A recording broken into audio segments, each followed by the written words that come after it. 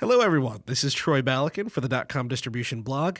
Back in the studio with Stephen Miller. Hey, Stephen. Hey, Troy. Consumer behavior is always changing. In the e-commerce world, changes seem to happen at the speed of light.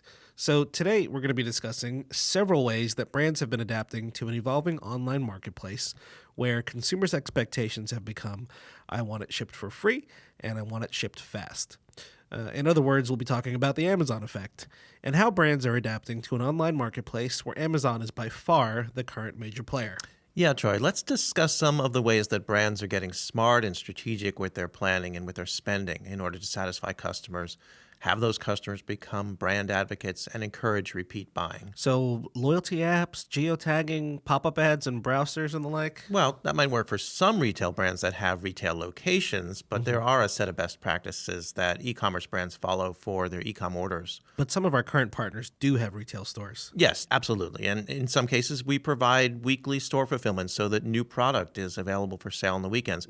What I was going to maybe focus on were some of the ways that brands are approaching some specific aspects of their fulfillment operations related to e-com. So addressing shipping, which is usually the second highest expense after product. Yeah, shipping. Shipping is the area where brands can have an influence on their costs and set customer expectations. At Dotcom, we let our brands use their own shipping rates if they want to. They can also use the rates that Dotcom has negotiated with the different carriers based on package volume of millions of packages a year. Or the brands can use a mix of both their own rates and Dotcom's rates. And that's where rate shopping comes in. Correct. Rate shopping is simply letting Dotcom's enterprise-level transit management system make the determination about which shipping carrier, which shipping method, and which shipping service to use. And this happens per package, meaning a different carrier, a different shipping method, and a different service can be chosen based on what works for an individual package. Indeed. And let's take this one step further as it relates to how brands are adjusting to the Amazon effect, right? Amazon has set up an expectation that orders will be delivered very quickly. Well, Dotcom can already reach 80% of the U.S. population with a simple 3-day ground service. Right. With the transit management system making these decisions across multiple carriers and services, brands can create a reliable expectation with their customers and consistently deliver on that promise. Pun intended? Sort of.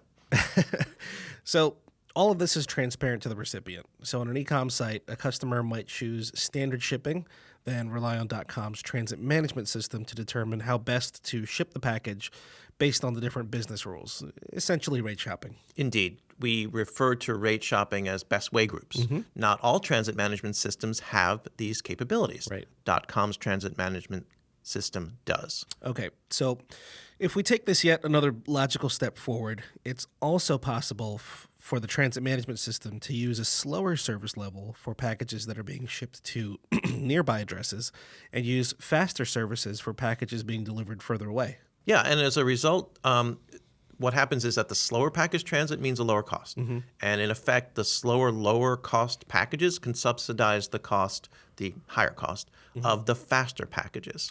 Yeah, and determining this matrix is part and parcel of what our freight analytics team does. Pun intended? Yep. Well, what I will say is that's why our freight analytics team is involved early on during program design. They're also an integral part of regularly scheduled strategy meetings that we talked about in an earlier blog. Yeah, so the freight analytics team analyzes data points like package sizes, product weights, common shipping areas, and uses the data to suggest the best carriers and service mix to the brand that we support. Yep, it's iterative. Yeah, I mean, the process of refining carriers and the best weight groups is ongoing.